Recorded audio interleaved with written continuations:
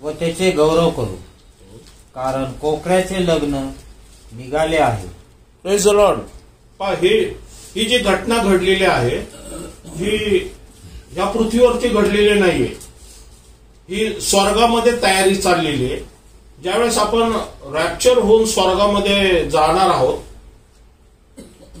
ह्या महासंकटाच्या काळामधून आधी, त्यावेळेस वचन सांगते की कोणाचं लग्न निघालंय? कोकऱ्याचं लग्न निघालंय. आता तो वधूचा काळ इथं दिलेला आहे.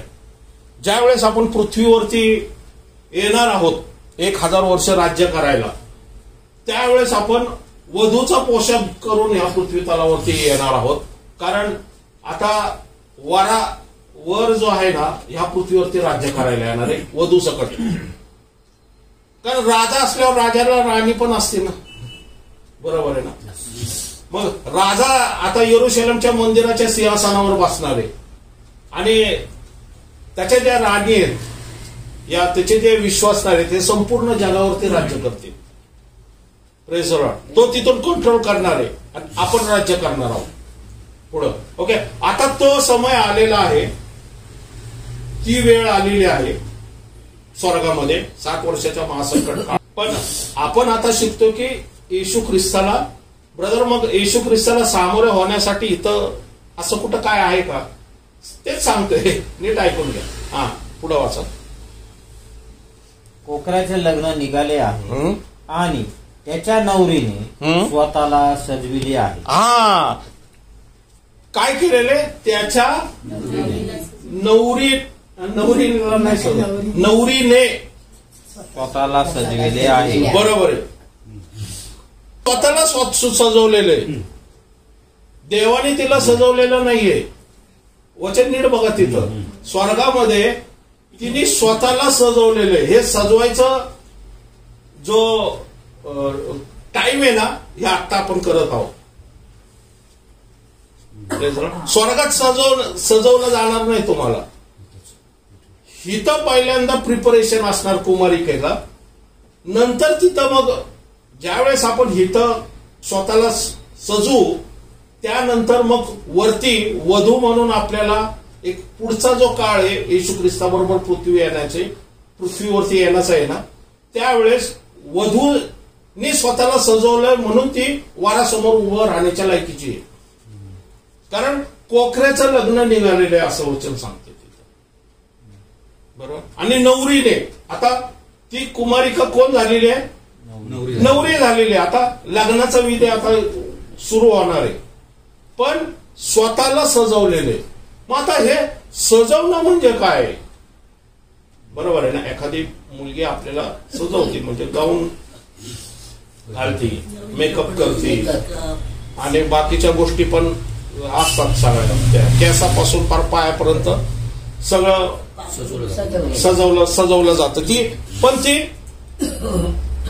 स्वतःला सजव म्हणजे डेकोरेटिव्ह बाकीचे असतात ते मेकअप करणारे ते सजवतात, पण हिथं तिने स्वतःला सजवून घेतलेले असं वचन सांगते. आता हे सजव ते तलम आणि शुद्ध तागाचं वस्त्र परमेश्वर देणार आहे. Praise the Lord. पण प्रेझेंटेशन जे आहे ना, स्वतःला सजून नवऱ्या समोर कुमारिका म्हणून उभं राहणं ना, तर ह्या पृथ्वी तलावरती ज्यावेळेस येशू ख्रिस्त येईल ना, त्यावेळेस आपण येशू समोर, त्याच्या समोर लायकीचे व्हावं की त्याने आपल्याला नवरी म्हणून वधू म्हणून स्वीकार करावा म्हणून. स्वर्गातून ज्यावेळेस तुम्ही खाली येताल त्यावेळेस तलम तागाची जी वस्त्र आहेत ना, ही परमेश्वराकडून तुम्हाला देण्यात येणार आहे. Praise the Lord. पण येशू ख्रिस्तासमोर या पृथ्वी तलावरती ज्यावेळेस रॅप्चरच्या आधी तुम्हाला स्वतःला सजून येशू ख्रिस्तासमोर उभं राहण्याचं काम परमेश्वर करणार नाही, येशू करणार नाही, आम्हाला करावं लागणार आहे. Praise the Lord. बाकी ठीक आहे. हा, पुढं वाचा.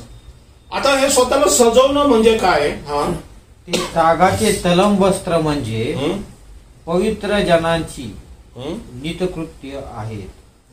ते जनाची पवित्र जन म्हणजे जे परमेश्वराच्या दृष्टीने पवित्र आहेत, जे परमेश्वराच्या सानिध्यात चालतात, जे परमेश्वरा बरोबर परमेश्वराला संतोषितात, परमेश्वरावरती विश्वास ठेवतात, परमेश्वराबरोबर ज्याला म्हणतात प्रीतीने चालणारी जे लोक आहेत ना, हे कोण आहेत? पवित्र जन. म्हणजे हे पृथ्वीचे लोक आहेत. जन म्हटलेले, देवदूत नाही आहेत तिथं. पवित्र जन, परमेश्वराच्या दृष्टीने पवित्र त्याच्या मार्गात चाललेले लोक, पण मनुष्य आहेत ते. ओके, पवित्र जन काय ते? हा, पहिला गोष्ट म्हणजे पवित्र जनांची नीतिकृत्य आहेत. पवित्र जनाची काय? नीतिकृत्य. आता नीतिकृत्य म्हणजे काय? त्या देवाला कर ज्याच्यामुळं मी नीतिमान ठरलेलो आहे. नमन त्या देवाला कर ज्याने येशू ख्रिस्ताला या पृथ्वी तलावरती पाठवलेले. नमन त्या देवाला कर ज्याच्या एकुलत्या एका पुत्राने क्रूस खांबावरती माझ्या पापाची आणि माझ्या शापाची क्षमा केलेली. नमन त्या देवाला कर ज्याच्या पुत्राच्या रक्ताने माझी पाप शुद्ध, निष्कलंक, पवित्र झालेले. आणि इफिसकरास पत्रामध्ये जसं आपण मागच्या वेळेस बघितलं की परमेश्वराच्या समोर पवित्र आणि शुद्ध येशूच्या रक्तामुळेच आपण उभं राहिलो. तर स्वर्गामध्ये कोणी जाऊ शकत नव्हतं. आता नीतिकृत्य म्हणजे काय माहिती का? शास्त्र जो व्यक्ती पाळतो म्हणजे कृती करतो त्याला म्हणतात नीतिकृत्य. जे आता म्हटलेलं इथं त्याला म्हणतात नीतिकृत्य. आणि जो नीतिकृत्य करतो त्याला म्हणतात नीतिमान. कळलं? आता कळलं? नियमशास्त्राप्रमाणे चालणाऱ्या व्यक्तीला नीतिमान म्हणतात. कारण नीतिमान फक्त ऐकणं नाहीये तर कृत्य पण करावे लागतात. म्हणजे परमेश्वरासमोर पवित्र, शुद्ध, निष्कलंक, माणसाचे येणारे विचार एकसारखे वाईट होतं असे आपण ऑलरेडी नोहाच्या काळामध्ये बघितलेले. पण या पृथ्वी तलावरती परमेश्वराने, नोहा असाच व्यक्ती होता ज्याला परमेश्वराला संतोषित होता आणि परमेश्वरावरती विश्वास ठेवत होता. म्हणून वचन सांगते की परमेश्वर नोहाकडे गेला कारण तो नीतिमान होता. तो नीतिमान का होता? कारण तो जगाप्रमाणे चालत नव्हता, तो देवाच्या वचनाप्रमाणे चालत होता. म्हणून आम्ही ज्यावेळेस देवाच्या वचनाप्रमाणे चालतो, या देवाच्या आपली काय नीतिकृत्य कळतंय आपल्याला? ती आपली नीतिकृत्य. आज तुम्ही इथं बसलेला आहे, हे तुम्ही काय करता माहिती का? तुमच्या धाग्यामधला एक धागा शिवते. तुम्ही बायबल वाचाते, तुमच्या धाग्याचा एक धागा शिवते. तुम्ही प्रार्थना करते, तुमच्या धाग्याचा एक धागा शिवते. तुम्ही परमेश्वराला स्तुती आराधना करते, देवाचा गौरव करते, तुम्ही स्वतःचा धाग्याचा एक धागा शिवते. त्याला म्हणतात काय वधू माशी मीटिंग असू दे. तुम्ही आता काय करताय? तुम्ही स्वतःचा वेळ आता टीव्ही समोर बसू शकला असता, तुम्ही मित्रमंडळी मध्ये गप्पा मारून बसू शकला असता, तुम्ही घरामध्ये मोबाईलवरती व्हॉट्सअप बघू शकला असता, या इलेक्शनच्या बातम्या पण बघू शकला असता. तुम्ही इथं का आलेला? इथं कारण तुम्हाला देवाच्या सानिध्यात, तुमच्या परमेश्वराच्या सानिध्यात परमेश्वराकडून असलेलं ज्ञान आहे ना, ते ग्रहण का करायचं माहिती का? कारण तुम्हाला माहितीये की येशू ख्रिस्ताचं आगमन लवकरच होणार आहे. आणि वराला जर सामोरे आपल्याला व्हायचंय तर देवाच्या सेवकाकडून, या पवित्र देवाच्या सेवकाच्या मुखातून असलेल्या पवित्र आत्म्याद्वारे मला आज कळलं की मी येशू ख्रिस्तासमोर कशा प्रकारे उभं राहायला पाहिजे. कारण माझा जागा जर कुठला पास्टर शिवतोय, माझा जागा जर कुठला सेवकां संदेष्ट शिवतोय तर मला काहीच करायची गरज नाहीये. पण असं तिथं दिलेलं नाहीये. पवित्र जन म्हटलेलं म्हणजे एक नाहीये, जेवढे विश्वासणारे आहेत ना प्रत्येकाने स्वतःचा धागा स्वतः शिवलेला आहे असं वचन स्पष्ट सांगते. म्हणजे माझा धागा माझा मुलगा नाही शिवू शकत. माझी नीतिकृत्य मला स्वतःलाच करावी लागणार आहे. मला रायचियसनेस बायबल माझं स्वतःला वाचावं लागणार आहे. आज तुम्ही देवाचा संदेश ऐकताय, बरोबर आहे, पण हिथून गेल्यानंतर आता तुम्ही काय करताय, परमेश्वराकडून असलेलं जे ज्ञान आहे, जे तुम्हाला माहित नाहीये, ते देवाचा सेवकातर्फे ऐकते. बरोबर, कारण तेवढा स्तर आपला नाहीये म्हणून आपण देवाचं सेवकाचं वचन ऐकतो. मी पास्टरकडं, पीठ पास्टरकडे का जातो, या बाकीच्या सेवकांकडे जातो, पण ते परमेश्वराच्या सानिध्यात बसतात आणि माझ्यापेक्षा काहीतरी रेग्युलेशन वेगळं त्यांना मिळालेलं असतं आणि ते सुद्धा मला हवंय. कारण आपण शरीराचा भाग आहोत, मस्तक वरती आहे. म्हणजे एखादा पास्टर बोट आहे, एखादा पास्टर पाय आहे, एखादा पास्टर हा किडनी आहे, एखादा पास्टर हृदय, बरोबर आहे ना, एखादा पास्टर नख पण असू शकतो. शरीराचा प्रत्येक अवयव हा उपयोगाचा आहे. डावा हात जर उजव्या हाताला म्हटला मी तुला मदत करणार नाही, मग शरीर कसं चालणार. म्हणून प्रेषितांच्या कृत्यामध्ये वचन सांगते की त्यांनी सर्व काही विकून एकमेकांना मदत करत होते. का माहिती का, की परमेश्वराची सुवार्ता या साक्ष जे आहे ना जगामध्ये सांगितली जावी. ते परत एकदा वाचत आहे, मी तुझा बंधू आहे. तेव्हा तो मला म्हणाला, हे लिही की कोकऱ्याच्या लग्नाच्या मेजवानीस बोलवले ते धन्य. ते मला असेही म्हणाले ही देवाची सत्यवचने आहे. तेव्हा मी त्याच्या पाया पडून नमन करणार होतो, परंतु तो मला म्हणाला, असे करू नये. मी तुझ्या सोबतीचा आणि जे येशूविषयीची साक्ष देतात, जे येशूविषयीची साक्ष देतात, कुठे देतात, पृथ्वीवरती देतात. हा, त्या तुझ्या बंधूच्या म्हणजे एखाद्याचं बोट आहे, एखाद्याचा हात आहे, त्याचा म्हणजे जसे पीटर पास्टर या अंकुर नरोला आहे, या अनेक जे देवाचे सेवक आहे, त्यांच्यासारखा मी पण काय आहे, हा बंधूच्या सोबतीचा दास आहे. त्यांच्यासारखाच मी पूर्वी पृथ्वीवरती होतो पण आता स्वर्गात आलेलो. बरोबर आहे. हा, नमन देवाला कर, नमन देवाला कर. Praise the Lord. म्हणजे आपण शरीराचा जो भाग आहे ना, ह्याला ज्या ज्या ठिकाणी पेरलेले, या ज्या ज्या ठिकाणी ठेवलेले, अमेरिकेत, लंडन, इंग्लंड, पुण्यामध्ये, खडकीमध्ये, या अजून कुठंतरी, त्यांनी काय करावं, येशूची साक्ष काय करावी, प्रीतीने, सत्याने, खरेपणाने, आणि ज्याला म्हणतो ना हेतू सुद्धा तपासला जातो आपल्याला. हा मिनिस्ट्री करतोय तर ह्याचा उद्देश काय आहे, मर्सिडीज घ्यायचंय का बांगला घ्यायचंय. तुम्हाला वाटतं असं नाही, सुवार्थ लोक पोटा पाण्यासाठी पण करतात. कारण वचन पण सांगते की पोट ह्यांचं दैवत. बरोबर. कुठला हेतू आहे तुमचा येशूची मिनिस्ट्री करायला, तुम्हाला खरंच कॉलिंग आहे तर मग करा सत्याने, हेतू पर्पज असा. कारण जर पैसा येईल, सामर्थ्य येईल, मोठेपणा येईल, त्याच्यामध्ये आपण कसं वागतो, कसं चालतो, कसं बोलतो, हे पण तपासलं जाईल. बरोबर आहे ना. म्हणून तो म्हणतो की हा पुढं वाचत आहे, नमन देवाला कर, कारण येशू विषयीची साक्ष, नीट लक्षात घ्या, येशू विषयीची साक्ष, या येशू विषयीची स्वार्था, हा हे संदेशाचे मर्म आहे.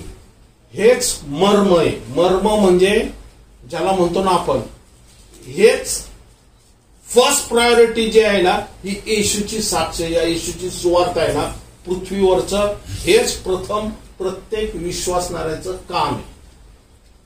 आणि ज्या वेळेस आपण येशूची सुवार्ता, येशूची साक्ष पृथ्वीवरती सांगतो, तर ती साक्ष सांगण्यासाठी आपण एक प्रकारे आपल्या शरीरामध्ये नीतिकृत्य या तलम तागाचा वस्त्राचा एक धागा शिवत असतो. Praise the Lord. आता मी येशू ख्रिस्ताविषयी तुम्हाला सांगतोय, जे वचनानुसार सांगतोय, तर मी काय करतोय, एक तलम तागाचा वस्त्र माझ्यामध्ये शिवते. पण तुम्ही बसून ऐकताय तर तुम्ही सुद्धा वस्त्राचे एक धागा शिवते. कारण धागा जो असतो हा छोटा नसतो. पण शर्ट आजकाल तर टाईट फिटिंग आहे, नाही का, एकदम अशी. पण नवरीचा धागा टाईट नसतो. नवरीचा धागा कसा असतो, असं मग पायगोळ असतो तर त्याला धागे पण तेवढे लागणार ना. बरोबर आहे ना. म्हणजे एका धाग्यात भागणार नाही. म्हणजे आपण जीवनभर आपल्या जे नीतिकृत्यने हे करत राहणं गरजेचं आहे. त्याची मॅच्युरिटी प्रत्येक व्यक्तीला होणं गरजेचं आहे. कारण वचन सांगते की वधूने स्वतःचा पोशाख स्वतः शिवला आहे म्हणून म्हटलेलं. बरोबर. आणि म्हणून ह्या काळामध्ये आपल्याला समजणं गरजेचं आहे की आपण परमेश्वरासमोर, येशू ख्रिस्तासमोर जर उभं राहत आहोत तर ह्या काळामध्ये आपल्याला काय करणं गरजेचं आहे की ह्या नीतिकृत्य जे आहे ना आम्ही करत राहणं का गरजेचं आहे. तर त्या नीतिकृत्याद्वारे आपण येशूची साक्ष, येशूची सुवार्ता सांगणाऱ्याच्या पाठीमागं भक्कमपणे उभं राहतो. पण तुम्ही एखाद्या पास्टरच्या पाठीमागं उभं राहताना त्याच्या वाट्यामधला काही पोषण आहे ना तुम्हाला सुद्धा परमेश्वर देत असतो. तुम्ही कुठल्या मिनिस्ट्रीला पाठिंबा देता, या मिनिस्ट्रीसाठी काम करता, या मिनिस्ट्रीसाठी वर्गणी देता, वर्गणी काय म्हणतात त्याला, दानार पण करताना त्यावेळेस तुम्ही काय करता, त्याच्या अभिषेकामध्ये वाटेकरू होतात असं पाऊल म्हणतोय. बरोबर. म्हणून ह्याच्यामध्ये आपल्याला ही जी नीतिकृत्य आहेत ना हे करत राहणं गरजेचं आहे. आणि मग त्याच्यामध्ये आपण पाहतो की पवित्र आत्मा, देवदूत, येशू ख्रिस्त तुमच्या मदतीसाठी तयार आहे. पण ह्या पृथ्वी तलावरती शुद्ध, निष्कलंक, पवित्र राहणं एवढं सोपं नाहीये. जगरहन करावं या पृथ्वी तलावरतून अशी परमेश्वराची योजना काय आहे. आम्ही नीतिकृत्य करतो म्हणून का. जर आपण नीतिकृत्य करतो तर जगाला गरज आहे आपली, आहे का नाही. आपण चांगली नीतिकृत्य करतो तर जगाला आपली गरज आहे. स्वर्गात जाण्यापेक्षा पाऊल काय म्हणतो, मरण मला लाभ आहे पण जगणं हे मला ख्रिस्त आहे. ख्रिस्त आहे म्हणजे काय, तो म्हणतो मी संदेशाचं मर्म, जी सुवार्ता आहे ना मी जिवंत असताना सांगू शकतो. कारण मेलेला व्यक्ती सुवार्थ सांगू शकत नाही. म्हणून दावीद पण म्हणतो की अधोलोकात कुणी, जर मी मेलो, अधोलोकात गेलो तर मी काय तुझी स्तुती आराधना करू शकतो का. तर मला जिवंत ठेव ना, म्हणजे मी तुझी स्तुती आराधना करू. Praise the Lord. बरं कळतंय तुम्हाला. मला जिवंत का ठेव, कारण मला तुझा गौरव करायचं, ह्या पृथ्वी तलावरती मला तुझ्यासाठी कार्य करायचंय. पण किती मेंटॅलिटी किती हाय क्वालिटीची आहे. मला जागायचं कारण मला बंगला बांधायचा आहे, मला जागायचं कारण मला मर्सिडीज घ्यायची, मला जागायचं कारण मला मॅनेजर बनायचंय, मला जागायचं कारण मला पोराचं लग्न बघायचंय. बरोबर आहे. आपलं फ्युचर आपले, म्हणून म्हटलं हेतू जे आहे ना हे पण महत्वाचं आहे की तुमचा परमेश्वराला स्तुती आराधना करण्याचा हेतू का. घरामध्ये कर्जबाजारीपणा आलाय का, आजारीपणा आलाय का, कामावरती मोठं टेन्शन आलंय का चाललंय हा बिचारा आपला दररोज यायला प्रार्थनेला 2 वर्ष तोंड दाखवलं नाही, एकदम अचानक कसा काय आला. बरोबर आहे. सांगायचं होतं जर कंटिन्युअस आपण देवाच्या वचनातून प्रार्थनेत चाललो ना अनेक अडखळण समस्या येणार नाही असं नाहीये, पण ते सहन करण्याची आणि त्या विरुद्ध उभा राहण्याची ताकद परमेश्वर तुम्हाला डेली देत जाईल. एकदम यायचं झगा शिवत बसायचं, त्याच्यापेक्षा तुम्ही डेली एक झगा शिवा, एक धागा त्याच्यामध्ये ऍड करत राहा. तुम्ही प्रार्थना करता, गुडघ्यावरती जाता, देवाचं वचन ऐकता, स्तुती आराधना करता, दररोज या गाणी ऐकता. हे काय करता तुम्ही जगापासून स्वतःला अलिप्त ठेवता. परमेश्वराच्या सानिध्यात परमेश्वरा आपण ज्यावेळेस टीव्हीवरती आम्ही तर सकाळी टीव्हीवरती गाणी लावतो, देवाची गाणी लावतो, आणि ती देवाची गाणी असल्यावर आपण पण मुखाने बोलतच असतो. एखादं कडवं आवडलं की आपण लगेच बोलतो. म्हणजे आपण इनडायरेक्टली काय करतो, घराच्या वातावरणामध्ये पवित्र आत्म्याला आणि देवाच्या देवदूतांना वेलकम करत असतो. कळतंय तुम्हाला. माहित नाही कदाचित देवाचा देवदूत फट करून तुम्हाला तुमच्या त्या आजारामधून, प्रॉब्लेम मधून, समस्यामधून एकदम विनंतीची तुम्ही केलेली पण सुटता सुटत नाही. कदाचित त्या स्तुती आराधनाच्या एका कडव्याने अभिषेक उतरला तुमचा प्रॉब्लेम, समस्या निघून जातील. कधी काय होऊ शकतं. बरोबर आहे. म्हणून नित्य नियमाने आपण परमेश्वराच्या समोर जे आहे ना नीतिकृत्य जे आहे ना करत राहावं असं वचन सांगते आपल्याला. ओके, हा काय मी म्हणत होतो, तर स्वर्गात राहून का करायचं आहे आपल्याला परमेश्वराला? हा व्ह्यू कधी आपण बघितलेला आहे का? का करायचंय? त्याचा उद्देश काय, पर्पज काय? बंधूंनो, काळ व समय याविषयी तुम्हाला काही लिहिण्याची गरज नाही. हा, बंधूंनो म्हणजे कोण? तुझ्या सोबतीचा मी दास आहे पृथ्वीवरती. ओके, बंधूंनो, हा काळ व समय यांच्याविषयी तुम्हाला काही लिहिण्याची गरज नाही. हा, आता पाऊल बघा किती सुंदर लिहितो इथं. आपण तेच काळ आणि समय मागच्या वेळेस आपण बघत होतो, बरोबर, मागच्या आठवड्यामध्ये, की काळ व समय. काळ म्हणजे तो दिवस आणि ती घटका, बरोबर आहे, त्याबद्दलच आपण बोलत होतो. ओके, काळ व समय हा यांच्याविषयी तुम्हाला काय लिहिण्याची गरज नाही. का गरज नाही? वरती रॅप्चरचं दिलेले 4था अध्याय जो आहे ना हा पूर्ण रॅप्चर आहे. तेसलोनिकन्स पत्र आहे. समय म्हणजे येशूचं आगमन कधी होणार आहे ना हे तुम्हाला लिहायची गरज नाहीये. म्हणजे याचा अर्थ काय होतो तुम्हाला माहिती आहे. हा बरोबर आहे ना. आपण म्हणतो ना, एखाद्याला म्हणतो ना मला तुला सांगायची गरज नाहीये, याचा अर्थ काय होतो? त्याला माहिती आहे. हा, पण आपल्याला खरंच माहिती आहे का? प्रश्न आपण स्वतःला विचारायला पाहिजे, आपल्याला खरंच माहिती आहे का? नसलं तर माहिती करून घेणं गरजेचं आहे. येशू येऊन निघून गेल्यानंतर माहिती करून घेतल्याने काय उपयोग होणार नाही. कारण पाऊल स्पष्ट सांगतोय की काळ व समय याबद्दल लिहायची गरज नाहीये. बरोबर आहे. हा, पुढं. कारण तुम्हाला स्वतःला पक्की माहिती आहे की तुम्हाला स्वतःला पक्के माहिती म्हणजे मला पक्का माहितीये, पिंटूला पक्का माहितीये, आंटीला पक्का माहितीये, निलेशला पक्का माहितीये, असं वचन सांगते. हा, की जसा रात्री चोर येतो. हा, आता नीट लक्षात घ्या. जसा रात्री कोण येतो? चोर येतो. हा, तसाच प्रभूचा दिवस येतो. हा, आता मला एक गोष्ट इथं सांगा, हे वाक्य निलेश परत एकदा वाच. कारण नाही, हेच वाक्य आता चोर. जसा रात्री चोर येतो. रात्रीचा कोण येतो?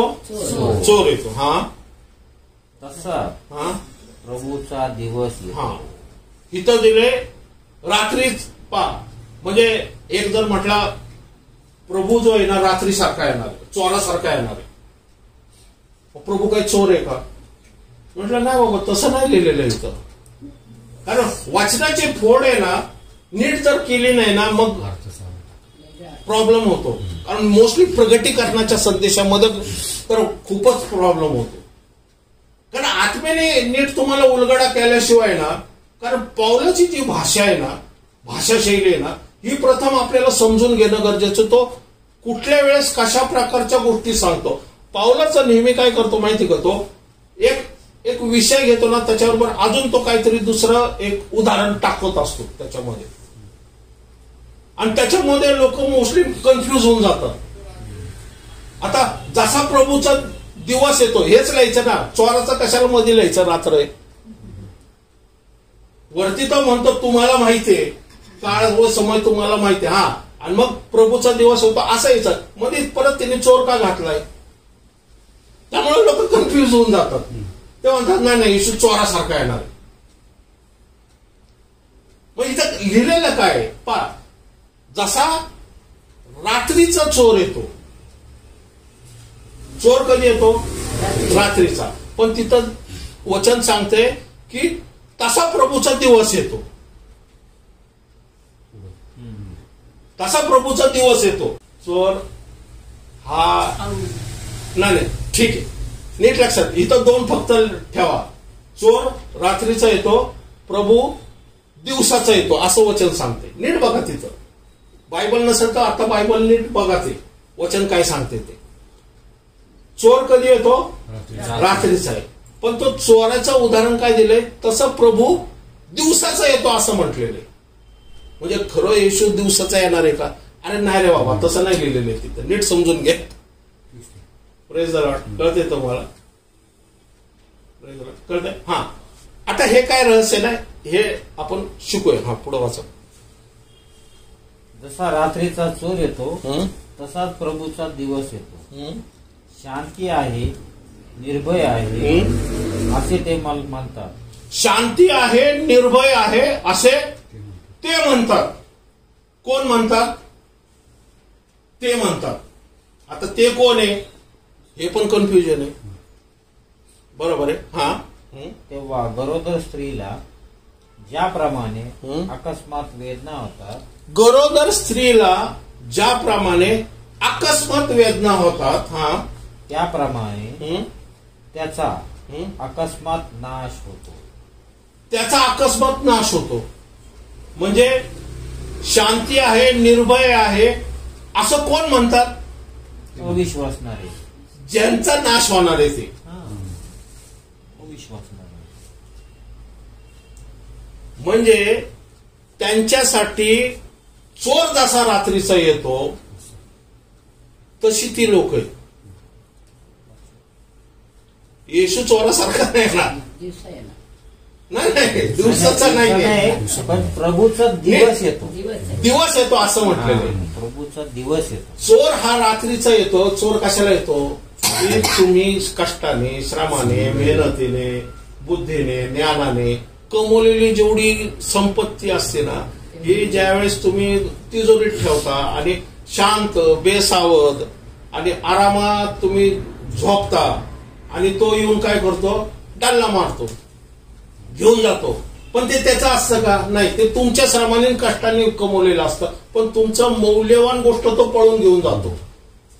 बरोबर. आणि मग आपण नवरा बायकोला सांगितलं होतं मोठी तिजोरी घ्या म्हणून, अलाराम लावा म्हणून, सीसीटीव्ही फुटेज लावा. बरोबर आहे ना?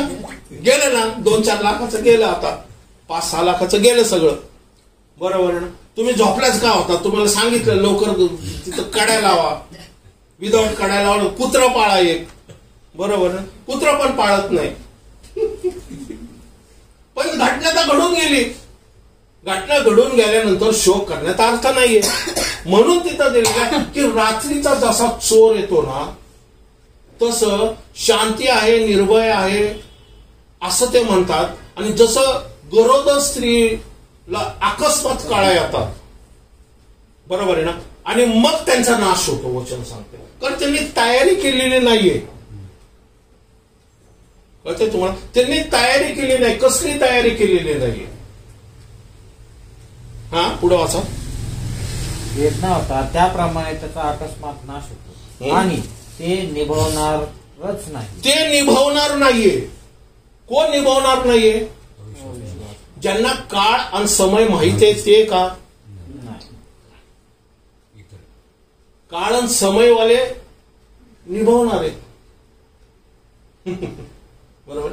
24 मत्तेचा 24वा अध्याय 22वा वचन काय? तिथंच बोट ठेवा. नसते हा, कोणाही मनुष्याचा निभाव लागला नसता, परंतु निवडलेल्यांसाठी ते कमी केले जातील. निभाव लागला नसता. सेम शब्द आहे ना. पण तिथं दिले ते निभावणार नाही. पण इथं काय दिलेलं आहे? निवडलेल्यांना कोणीही मनुष्य निभाव लागला नसता. कुठल्याही मनुष्याचा निभाव लागला नसता. पण निवडलेल्यांचा निभाव लागणार आहे. आमेन. का निभाव लागणार आहे त्याचा? कारण येशू हा दिवसाचा येणार आहे. दिवसाचा याचा अर्थ काय होतो माहिती का? येशू बद्दल ज्ञान असणं, काळाबद्दल ज्ञान असणं, समयाबद्दल ज्ञान असणं, आपण अज्ञान नसणं की येशू येणार आहे ह्याबद्दल. दिवसा याचा अर्थ काय माहिती का? दिवसाचा अर्थ, दिवसा आपल्याला सगळं व्यवस्थित दिसतं, स्पष्ट दिसतं. तसं देवाचं आगमन, देवाची वेळ, देवाची समय आम्ही का ओळखू शकतो? कारण वचनातल्या ज्ञानाच्या प्रकाशाने आपण प्रकाशित झालो आहोत आणि त्या प्रकाशाच्या द्वारे आपल्याला माहिती की येशूचं आगमन लवकर होणार आहे. म्हणून वचन सांगते की निवडलेल्यांसाठी ते दिवस कमी केले जातील, पण अनेक लोकांसाठी ते दिवस कमी केले जाणार नाही. कारण ते चोराचा जो समय आहे, म्हणजे रात्रीचा जो समय आहे, या रात्रीमध्ये जे ज्ञान त्यांना पाहिजे, म्हणजे सत्याची आवड त्यांनी धरली नाही, त्यामुळे ते अज्ञानात होते आणि सैतानाच्या कुयुक्तीमध्ये ते फसले आणि ह्या पृथ्वी तलावरती परमेश्वराच्या न्यायाला उघडे पडले. आमचं रॅप्चर का होणार आहे माहितीये का? कारण आपल्यावरती न्याय ओढवणार नाही म्हणून आमचं रॅप्चर होणार. नोहा तारवा का वाचला? चालल्यामुळं, नीतिमान या नीतिकृत्य केल्यामुळं त्यांनी, परमेश्वराने त्याला आपल्या संरक्षणाखाली, आपल्या प्रोटेक्शन खाली, आपल्या आवरणाखाली, त्या परमेश्वराच्या सानिध्यात विश्वासाने खरेपणाने चालण्याची किंमत परमेश्वराने मोजलेली होती. आम्ही का निभावणार आहे माहितीये का? कारण येशूच्या रक्ताची जी येशूने किंमत दिली ना, त्यामुळं आपण परमेश्वराच्या दृष्टीने व्हॅल्युएबल झालेलो आहे, मौल्यवान झालेलो आहे. आपण परमेश्वराचा निधी आहोत. वचन सांगते की इस्रायल राष्ट्र हा परमेश्वराचा निधी आहे. परमेश्वर हिरे, मानके, सोनं, चांदी ह्याला निधी म्हणत नाहीये. परमेश्वर प्रत्येक विश्वासणाऱ्याच्या आत्म्याला निधी म्हणतो स्वतःचा. धन धन धन. तुम्ही परमेश्वराचं ह्या पृथ्वीवरती असलेलं धन आहात आणि हे धन तो घेऊन जाणार आहे. Praise the Lord. बरोबर आहे. आणि जे धन नाहीये, नाशवंत आहे, असं ठेवून जाणार आहे. कारण रॅप्चर शिवाय दुसरं पर्यायच परमेश्वराकडे नाही तुम्हाला सुटका देण्यासाठी. कारण करोडो लोक येते, ईश्वराकडे एकच पर्याय आहे की स्वर्गात घेऊन जायचं तुम्हाला 7 वर्षासाठी. स्वर्गात तुमच्यासाठी होडी बांधण्यात तयार आहे. तुम्हाला त्या होडीमध्ये जायचं आणि मग खाली जलप्रलय येणार आहे. Praise the lord. नोहा तारवात गेल्यानंतर जलप्रलय काय आला? कारण नोहा नीतिमान होता आणि नीतिकृत्य करत होता, म्हणून परमेश्वराने न्यायापासून त्याला वाचवलं. आणि दुसरे न्यायात का गेले? कारण वचन सांगते की जसा चोर रात्री येतो तसं अज्ञानामुळं ते परमेश्वराच्या न्यायाला उघडे पडले. Praise the Lord. पुढे वाचा. बंधुजनो, त्या दिवसाने चोरासारखे तुम्हास गाठावे असे तुम्ही अंधारात नाही. बंधुजन हो, त्या दिवसाने ज्यावेळेस येशू येईल, चोरासारखे गाठावे तसे तुम्ही कसे नाहीये? अंधारात नाहीये. कारण अंधारात कोण येतो? चोर येतो. चोर कोणासाठी येतो अंधारामध्ये? ज्यांना देवाचं वचन माहीत नाहीये, ज्यांनी सुवार्ता ऐकलेली, ऐकून सुद्धा येशू ख्रिस्ताला तारणारा म्हणून स्वीकार केलेला नाहीये. एखादा व्यक्ती नरकात का जातो माहितीये का? स्वतःच्या पापामुळं नरकात जातो का? स्वतःच्या पापामुळे तो नरकात जातो, पण स्वतःच्या पापामुळे नरकात जाण्याचं मुख्य कारण काय माहिती का?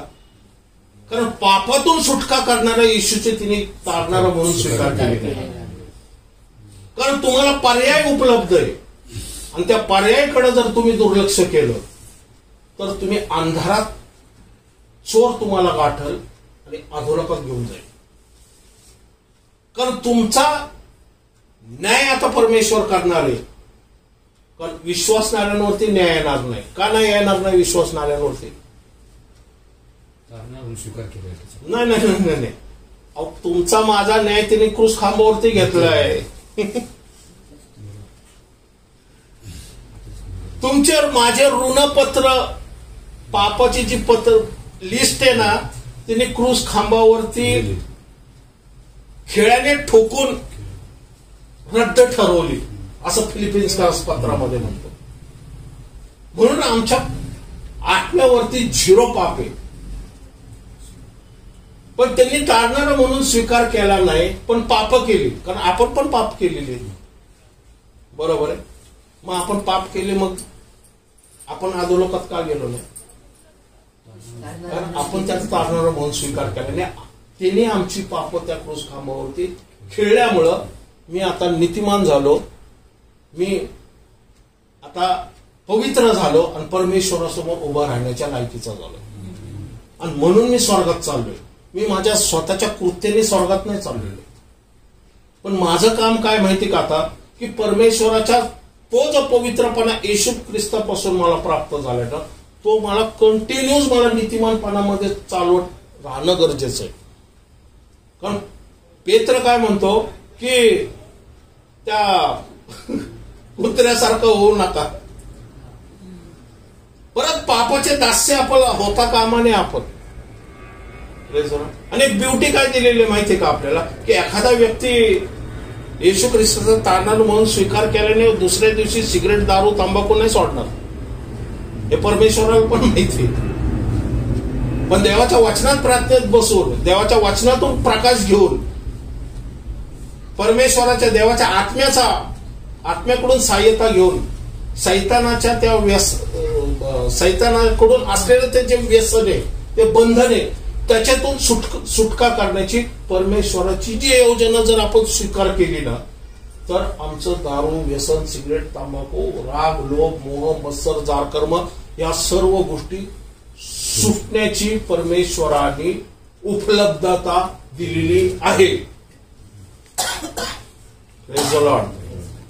आपण ज्यावेळेस आपल्यातला स्वभाव आपल्याला ज्यावेळेस कळतो ना, की हा स्वभाव माझ्या प्रार्थनेला, स्तुती आराधनेला, या नीती जे मी धागा तयार करत आहे ना, या धाग्याला जर मला अडखळण ठरत आहे ना, तर तुम्हाला कळणं गरजेचं आहे की पहिल्यांदा तो जो स्वभाव आहे ना, त्याला तुमच्या शरीरातून, विचार कल्पनातून निघून जायची आज्ञा देणं गरजेचं आहे.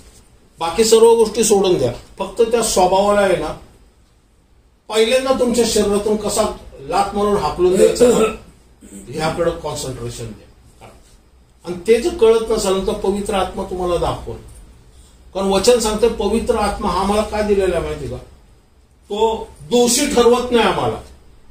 दाविदाला दाखवलं त्याने पवित्र आत्म्याने, पण पवित्र आत्म्याने त्याला दोषी ठरवलं नाही, त्याला त्याचा दोष दाखवला. कळतंय तुम्हाला? दाविदाला दोष दाखवला, पण माझा दोष दाखवल्यानंतर माझ्यातला दोष काढायचा का नाही हे देव नाही करणार. सैतान आला, हवा मॅडम बरोबर लागला बोलायला व्हॉट्सअपवर, बरोबर आहे ना. आता त्याला ब्लॉक करायचं का नाही हे हवा मॅडम कडं काम आहे, कारण तुमच्या हातात कंट्रोल आहे. Praise the Lord. तुम्हाला माहिती असणं गरजेचं आहे, ह्याला जर ब्लॉक केलं नाही ना तर हा मला त्रास देईल, आणि हा मला सार्वकालिक जी सत्ता, सामर्थ्य, परमेश्वराची इच्छा, योजना आहे ना, त्यातून मला काय करेल, भटकवल.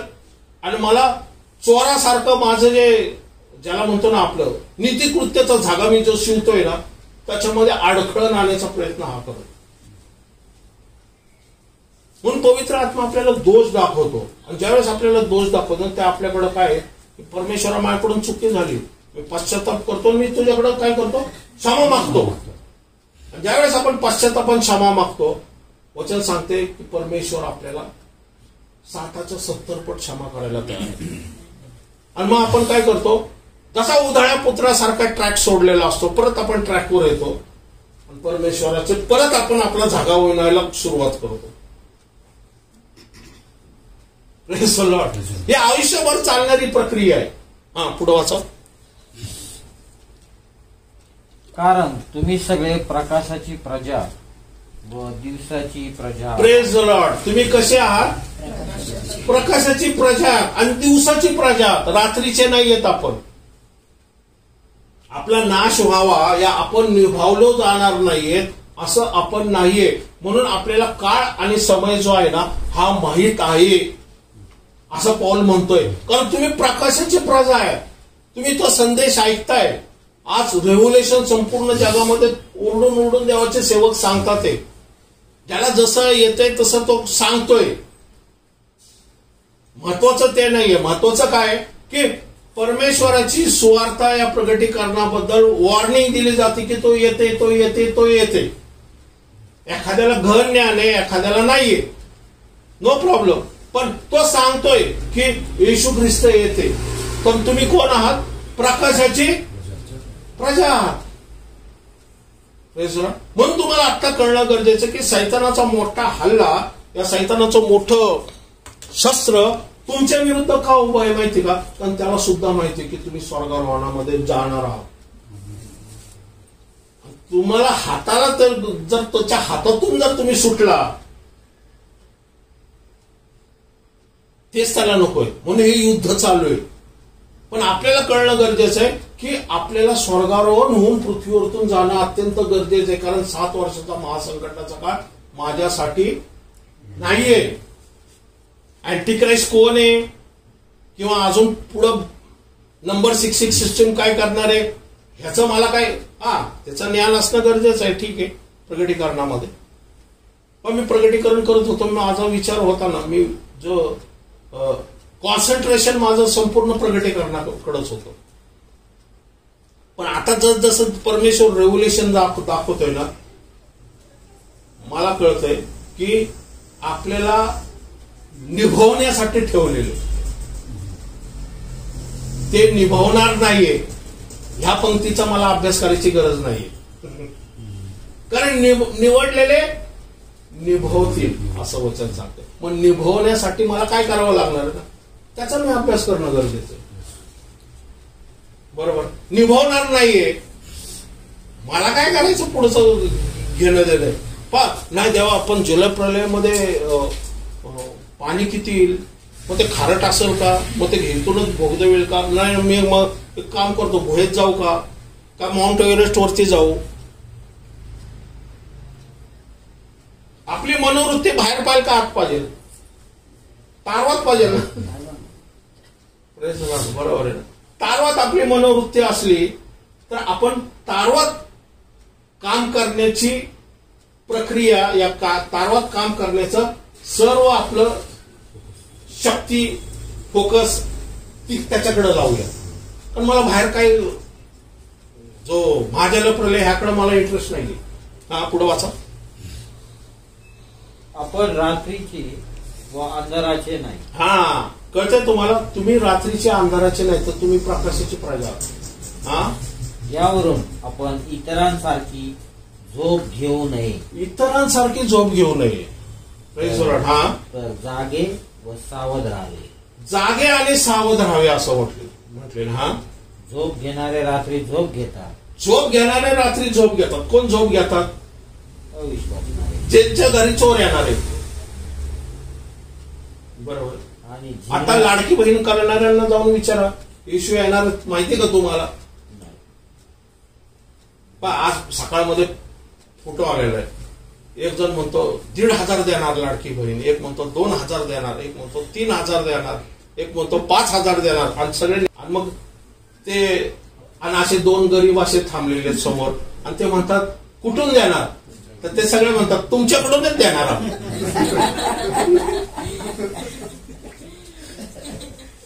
अशी परिस्थिती आज. एक गोष्ट लक्षात आला, हे भ्रष्टाचार चाललाय ना, भ्रष्टाचार कधीही रिव्हर्सेबल नाहीये. भ्रष्टाचार एकदा सुरू झाला किंवा एखाद्याची किंमत वाढली ना ती कधीही कमी होत नसते. बघा तुम्ही हिस्ट्री काढून. आणि भ्रष्टाचार रिव्हर्सेबल कधी नाहीये.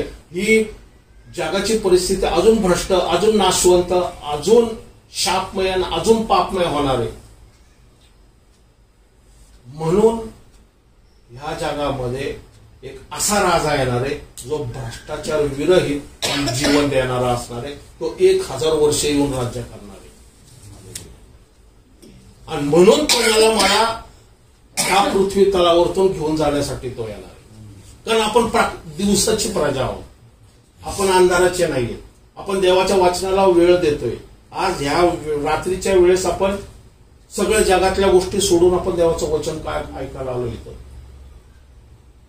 कारण आपण दिवसाची प्रजा आहोत. आपल्याला माहिती आहे की आपला तारणारा येणार आहे आणि आपण निघून जाणार आहोत. मग लाडकी बहीण, लाडका भाऊ, लाडका सासरा, लाडकी सासू ह्याचा आपल्याला काही घेणं देणं नाहीये. पण हे थोडेच दिवस राहिलेले आहेत. आता हे खात पीत असणार, लग्न करून देत असणार, लग्न करून घेत असणार आहे. आता एक लक्षात ठेवा, ट्रम्प तर आलेला आहे. येस, हा ट्रम्प म्हणजे ट्रम्पेड आहे, तो कारणा वाजवणार. आता पहा मिडल ईस्ट मध्ये कशा प्रकारची परिस्थिती बदलायला लागेल. युद्ध थांबतील आणि शांतीचा करार पुढे येईल. कारण ही जर आली असते ना, इराण घाबरला. आता इराण घाबरल पूर्ण. तो ट्रम्प विरुद्ध कारवाई करण्यासाठी एकटा नाही आता हे करणार. जोपर्यंत त्याला चायना आणि रशियाचा पाठिंबा मिळत नाही तोपर्यंत एकटा आता डिलिंग नाही करणार. आणि नेतन्याहू ट्रम्पचं रिलेशन ट्रम्पनी 2017 मध्ये येरुशलेम नगरीला राजधानी म्हणून घोषित केलेलं आहे. आता त्याची पुढची स्टेप असणार आहे मंदिरासाठी. तो ह्या काळामध्ये परमेश्वर करून घेईल. मारता मारता 2 वेळेस वाचलेला आहे तो. 1 सेकंद फक्त त्याने डोकं असं जर फिरवलं असताना गोळी त्याच्या मेंदूमधून घुसून आरपार झाली असते. 1 सेकंद फक्त. तो स्वतः कबूल करतो की देवाने एका पर्पज साठी मला जगवलेलं आहे या पृथ्वी तलावरती. आपण काळाच्या अत्यंत जवळ आलेलो आहे. आणि पुढच्या इलेक्शन मध्ये एक स्त्री जी म्हणतोय ना मी तुम्हाला येणार आहे ना, ती बरोबर फिट बसती 2028 मध्ये. पुढचं अमेरिकेची भविष्यवाणी. त्या स्त्रीच्या काळामध्ये अमेरिका पूर्ण उद्ध्वस्त होऊन नाश होणार आहे. ती पुढची भविष्यवाणी. पण सांगायचे होते की हा ट्रम्प जो आलाय ना, तो अशा प्रकारची कृत्य करणार आहेत ना आता या पृथ्वी तलावरती मोस्टली, की मंदिराची जी ऍक्टिव्हिटी आहे ना आता सुरू होतील आणि फास्ट होतील. आणि दुसरी गोष्ट म्हणजे काय माहिती का, ही युद्धाचा करार जो आहे ना हा शांतीमध्ये कन्वर्ट करायचा तो प्रयत्न करणार. आणि आता अँटिक्राइस्टचं पण प्रगट होणं जवळ आलेलं आहे. 7 वर्षाचा जो करार आहे ना तो आता होणार आहे. का माहिती का, कारण तर करारच नाहीये शांतीचा. का युद्ध नसलं तर करार नाहीये, बरोबर आहे ना. युद्ध तर करार होणार ना शांतीचा.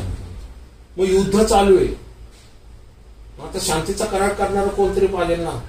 आता हा बरोबर परफेक्ट आहे. कारण कोरस राजाची तुलना त्याला दिलेली आणि कोरस राजांनीच मेदी पारसी म्हणजे जरुबाबेल आणि यहोशवाला कोरस पारसीनेच आज्ञा केली होती जाऊन येरुशलेम नगरीमध्ये मंदिर बांधा म्हणून, दुसरं मंदिर बांधायला. कारण त्यांनी सांगितलं की यशाच्या ग्रंथामध्ये तुझं नाव लिहिलेलं आहे. तसं मला वाटतं हा जो कर्णा वाजल म्हटलेला आहे ना, तर हा कर्णच आहे ट्रम्प मंदिर बांधण्याचा. आपण काळाच्या अत्यंत जवळ आलेलो आहे आणि हे आपण प्रकाशात आहोत म्हणून आपल्याला दिसतंय. पण जगाला माहित नाही का त्या अंधारामध्ये, म्हणून ते निभावणार नाहीये. काय निभावणार नाहीये ते अँटिक्राइस्टच्या काळामध्ये जलप्रलय आल्यानंतर. संपूया आपण. हा झोप घेणारे रात्री झोप घेतात आणि जिंकणारे रात्रीचे जिंकतात. परंतु जे आपण दिवसाचे आहोत त्या आपण सावध असावे. विश्वास व प्रीती हे उरस्त्राण. सावध असावे. आपण सावध असावे म्हणजे काय करत असावे, आपण आपल्या जगे स्वतः आपण विणणं गरजेचं आहे. हा विश्वास व प्रीती. प्रीती विश्वास कुठून येतो, देवाच्या वचनातून. असा संदेश ऐकल्याने, बरोबर आहे ना. विश्वास हा वचन म्हणजे आम्हाला विश्वासासाठी आपण वचन वाचणं गरजेचं आहे. देवाच्या सानिध्यात राहणं गरजेचं आहे. कारण आम्ही ज्यावेळेस वचन वाचतो त्यावेळेस देवाचा आत्मा या देवाचे देवदूत आहे ना आमच्या आजूबाजूला उभं राहून पाहत असतात की हा वचन वाचतोय. जे एखादा देवाचं कृत्य तुम्ही करायला लागला ना की स्पिरिच्युअल शक्ती तुमच्याकडे आकर्षित होती. एखादा पाप करायला लागला ना, चाडी चुगली करायला लागला ना, रागराग करायला लागला ना, या ज्याला म्हणतो मोह करायला लागला ना, या दुसऱ्याविषयी आपण गॉसिपिंग करायला लागलो ना, तर सैतानाचे दूत आकर्षित करतो आपण. कळतं तुम्हाला? म्हणून म्हणतो विश्वास कुठून येतो? वाचनातून. म्हणून वचन डेली वाचणं गरजेचं आहे.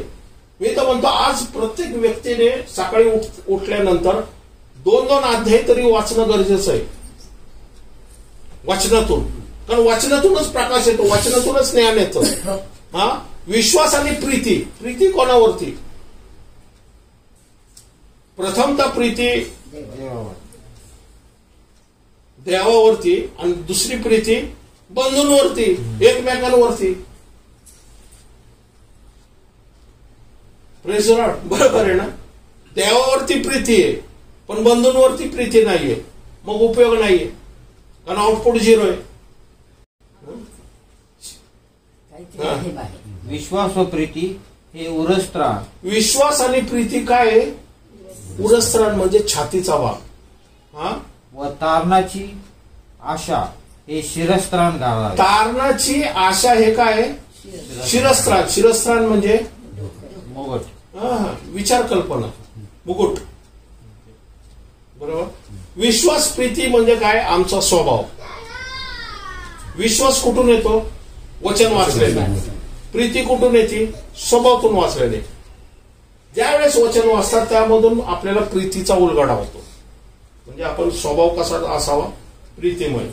पण आपल्याला एक गोष्ट पण असणं गरजेचं आहे की आशा नव्हे तर आपला प्रभू येशू ख्रिस्त याच्याद्वारे आपले तारण व्हावे म्हणून देवाने आपल्याला नेमले आहे. Praise the Lord.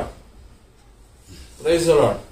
आपल्या वरती क्रोध व्हावा का नाही व्हावा? मग आपल्याला काय करावं लागेल? आपल्याला कशासाठी नेमलंय प्रभू येशूने? आपले तारण होण्यासाठी. तारण होण्यासाठी नेमलेले. पण तारण होण्यासाठी आम्हाला काय करावं लागणार आहे? नाही, स्वीकारला ऑलरेडी आपण स्वीकारलेलंच आहे. विश्वास आणि प्रीती हे उरस्त्राण घालणं गरजेचं आहे. नित्य नियमाने ज्यावेळेस तुम्ही वचनात प्रार्थनेमध्ये देवाच्या सानिध्यात चालतात म्हणजे तुम्ही देवावरती विश्वास ठेवता. आणि कृत्य काय आमची? वचनानुसार प्रीती, आनंद, शांती, सहनशीलता, ममता, विश्वासूपणा, चांगुलपणा, इंद्रियमन. हे काय? देवाच्या आत्म्याची फळं जी आमच्या म्हणजे ज्याला म्हणतो ना आपण जे कर्म, देहाची जी कर्म आहे ज्याला म्हणतो आपण जार कर्म म्हणा, अशुद्धपणा म्हणा, कामोतुरपणा, मूर्तीपूजा, चेटकी, वैर, कलह, मत्सर, राग, थट, फुटी, लोभ, दारूबाजी हे न करता आपल्यामध्ये काय यायला पाहिजे? विश्वास, प्रीती, ज्याला म्हणतो शांती, सहनशीलता, ममता, विश्वासूपणा, चांगुलपणा, सौम्यता, इंद्रियमन, लीनता, नम्रता, करुणा. ह्या गोष्टी आमच्यामध्ये दिसायला पाहिजे.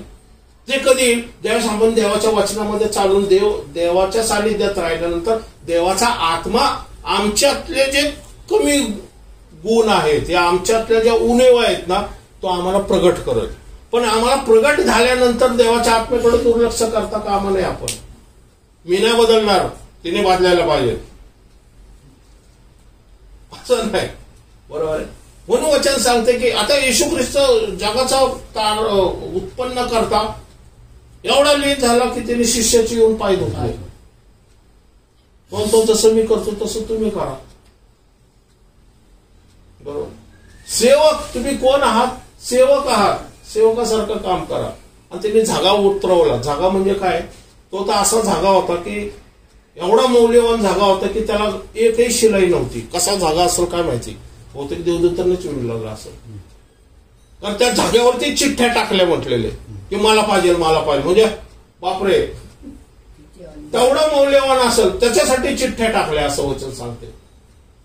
तो धागा त्याने बाजूला काढला आणि सेवकासारखं रुमाल गुंडाळला आणि सेवकाचं काम केलं. तो म्हटला तो धागा माझ्यासाठी देवाने ठेवलेला आहे. वरती नीतिकृत्य जी तुम्हाला मला मिळणारे प्रगटीकरणामध्ये. पण त्याच्यासाठी आता आमचा जो फिजिकल धागा जो आहे ना, राग, लोभ, मोह, मत्सर, या गर्व, अहंकार, मीपणा, मी तर खूप ज्ञानी आहे, मला तर वचन सांगायचं नाही बाबा कोणी, माझं तर वचन तोंडपाटे, हे बाजूला ठेवायला लागेल, हा धागा खुंटीवरती अडकावा लागेल आपल्याला. मी तर सामर्थ्य करतो, माझ्या बोलण्याने, माझ्या वागण्याने, माझ्या फुकेने आजार बरे होतात, मग लोक हील होतात. ती कृपा आहे, ती देवाकडून आलेली आहे की त्याचं कार्य व्हावं म्हणून, आपण मिळवलेली नाहीये. त्याचं बूस्ट करता कामा नये, ज्याच्याबद्दल त्याला म्हणतो ना त्याचं गर्व अहंकार आपण करता कामा नये. बरोबर आहे ना, कारण ते देवाकडून असलेलं गिफ्ट आहे. तारण हे आम्हाला गिफ्ट आहे, तारण हे आम्हाला कमवलेलं नाहीये. जे काय केले येशूने केलेलं आहे, फक्त मी माझ्या विश्वासाने काय झालेले, मी त्याच्यावरती विश्वास ठेवला म्हणून माझं तारण झालं. पण विश्वास, प्रीती हे उरस तारण, आणि तारणाची आशा म्हणजे काय माहिती का, तो काळ आणि समय, ती घटका आता जवळच आलेली आहे. हा विचार कंटिन्यूस आमच्या मनामध्ये पेटत राहणं गरजेचं आहे. रात्री उठलं तरी खटकन आवाज आला ना, आम्ही असं म्हणत चोर आहे का भूत आहे काय माहित नाही, धन्यवाद देतो. फट करून आवाज आला, अरे रॅप्चर आले का काय, असा विचार पाहिजे.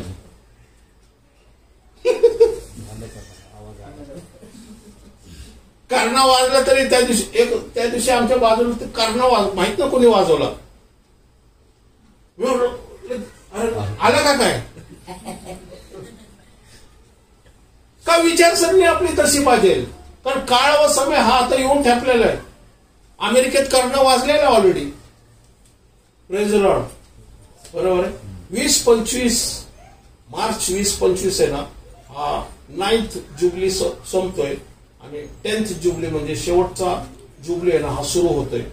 आणि या शेवटच्या जुबलीमध्ये जसं येशू ख्रिस्ताने आपली सुवार्ता सांगण्यास सुरुवात केली होती, तो काळ म्हणजे त्यावेळेस तो कृपेचा काळ सुरू झाला, तसा आता हा जो कृपेचा काळ संपणार आहे आणि जो दुसरा मेगा ज्याला म्हणतो ना आपण मिलेनियम इयर, ते सुरू होणार आहे.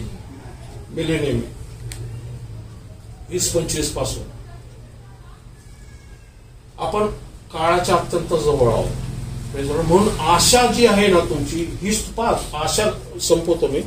आशा जी असते ना, एखाद्या व्यक्तीला पाहिजे, तरुण मुलं असतात ना, त्यांना एक ध्येय असतो, एक उद्देश असतो. त्याच्यासाठी त्यांना एक डिसिप्लिन स्वतःच्या शरीराला करायचं असतं. आता आम्ही ज्यावेळेस आर्मीमध्ये असतो त्यावेळेस आम्ही सिव्हिल मधून आलेलो असतो, त्यामुळं सकाळचं उठणं, एक्सरसाइज करणं, व्यायाम करणं, अम्युनिशन, आर्म्स ह्याचं ट्रेनिंग घेणं, परेड करणं, एक डिसिप्लिन लाईफ जगणं, रिस्पेक्ट करणं आमच्या ऑफिसरला, त्यांचं कमांड मांडणं ना, हे आम्हाला ट्रेनिंग मध्ये शिकवलं जातं. आम्ही एक वेगळी घडामोड आपल्याला आम्ही स्वतःला तयार करत असतो. तसंच ह्या काळामध्ये ना, येशूने आपल्याला एक आशा म्हणजे काय माहिती का, एक डिसिप्लिन लाईफ जगणं, एक ध्येय आपल्या डोळ्यासमोर असणं की आता मी स्वर्गात उचलला जाणार आहोत. मी येशू समोर उभा राहण्यासाठी मला आता हे करणं गरजेचं, मला राग करणं गरजेचं नाहीये, मला हेवा करणं गरजेचं नाहीये, मला देवाच्या वाचनात बसणं गरजेचं आहे. वेळ नसेल तरी मी रात्रीचा देवाच्या वाचनात बसायला पाहिजे. मला एक वेळ ठरवा, मी वचनाला एवढा वेळ देणार म्हणजे देणार, मी कोणाचं ऐकणार नाही. आणि व्हॉट्सअप मोबाईल तर बंद करा त्यावेळेस, कारण नेमके त्यावेळेसच फोन येतात ज्यावेळेस आपण वाचनात प्रार्थनेत बसतो. त्यावेळेस एक डिसिप्लिन ठेवा, मी एवढ्या वेळ देवाचं वचनात ठेवलं, एवढ्या वेळ मी प्रार्थना करत, एवढ्या वेळ देवाची स्तुती आराधना करत. Praise the Lord. ज्यावेळेस आपण असं डिसिप्लिन लाईफ स्वतःला करून घेऊ ना, तर आपली जी तारणाची आशा आहे ना, ही निरंतर पेटत राहील. आपण दररोज वचनात प्रार्थनेत राहणं गरजेचं आहे. प्रार्थना करूया आपण. विनंती करतोय देवपा, इथं जमलेला प्रत्येकाला देवपा तुझ्या आवरणाखाली कुंपणाखाली घे देवपा. तुझी इच्छा योजना पूर्णत्वास जाऊ दे माझ्या देवा. खरोखरीच देवपा आम्ही अंधाराचे नाही तर प्रकाशाचे प्रजा आहोत देवपा. त्यामुळं विश्वास आणि प्रीती हे उरस्थान परमेश्वरा, तारणाची आशा ही शिरस्थान आम्ही नेहमी परिधान करावं. कारण परमेश्वरा देवपा आम्हाला वचन सांगते की येशू ख्रिस्ताने आम्हाला क्रोधासाठी नाही, तर वचन आपल्याला सांगते की येशू ख्रिस्त आम्हाला घेऊन जाण्यासाठी येणार आहे. त्यामुळे महासंकटाचा काळ हा आमच्यासाठी नाहीये देवपा. त्याच्या आधी देवपा नीतिकृत्य जे आमचे आहेत, तलम तागाची वस्त्र आम्ही विणताना तुला सापडायला हवं, असं देवपा आम्हाला तू सहाय्य कर, मदत कर देवपा. जगामध्ये खरोखरीच अडखळ नाही देवपा, समस्या आहेत, नोकरी धंदा आहे देवपा, घराचे टेन्शन आहेत, आजार आहे देवपा.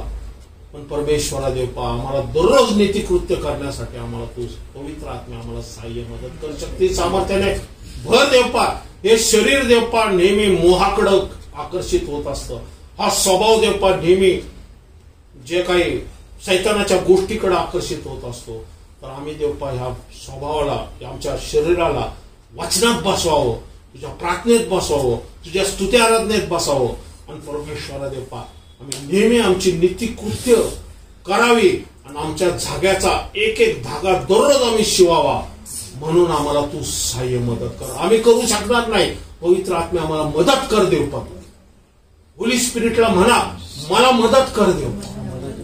मग पवित्र आत्मा तुम्हाला मदत करत, देवदूत तुम्हाला मदत करत, येशू ख्रिस्त तुम्हाला मदत करत. येशू ख्रिस्त म्हणाल, पृथ्वी स्वर्गातून म्हणाल, हे माझं लेकरो स्वतःचं नीतिकृत्य करण्याची धडपड करत आहे, मी त्याला मदत करत.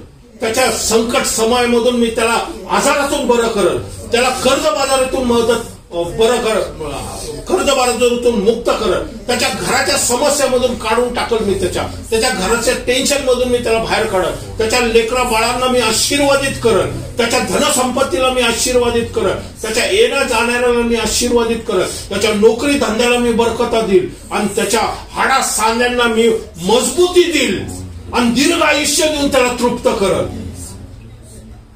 ही प्रॉफसी मी तुमच्यावरती डिक्लेअर करते येशूच्या नावात.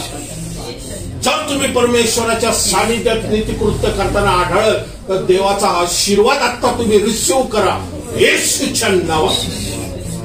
निघ सैताना, सोड हे शरीर जे बंधनात आणि त्रासामध्ये आणि विचार कल्पनामध्ये आणि अंधारामधली देवदूत तो आमच्यावरती पाठवते.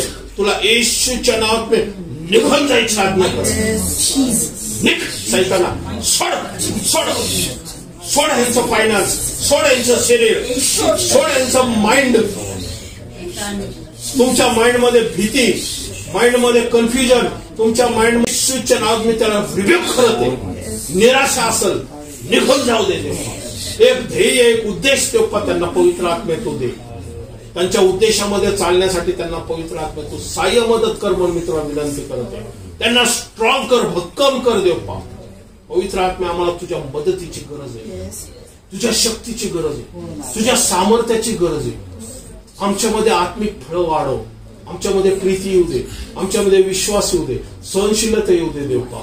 आमच्यामध्ये असलेला राग, लोभ, मोह, मत्सर येशूच्या नावात निघत जाऊ दे. सैताना तुझा स्वभाव घेऊन निघ माझ्या शरीरातून. Command in the name of Jesus. निराशा निघ येशूच्या नावात निघ. नामा साथारा बाका, ओ शाथारा बाका. ओ धन्यवाद परमेश्वर, आम्ही स्ट्रॉंग आहे परमेश्वर, आम्ही भक्कम आहे येशूच्या नावात. येशूच्या रक्तामुळं मला सामर्थ्य प्राप्त झालेले. मी मरणार नाही तर जगल परमेश्वराचा गौरव करण्यासाठी. आमेन आमेन आमेन. परमेश्वरा म्हणा, परमेश्वरा मला विश्वास आणि प्रीती हे उरस्त्राण धारण करण्यास मदत कर आणि तारणाची आशा हे शिरस्त्राण हे पेटत राहावं. ही आशा माझी पेटत राहावी, जागरूक राहावी, जिवंत राहावी. म्हणून पवित्र आत्मा मी तुला माझ्या शरीरामध्ये, विचार कल्पनामध्ये परवानगी देते. येशूचा साठी जे नीतिकृत्य मी करत आहे, जो धागा मी विणत आहे, त्यामध्ये मला मदत कर, सहाय्य कर. येशूच्या नावात मागतो म्हणून तो आहे. Amen. Amen. Thank you Jesus. Thank you Jesus. Thank you Jesus. Thank you Jesus. Thank you Jesus.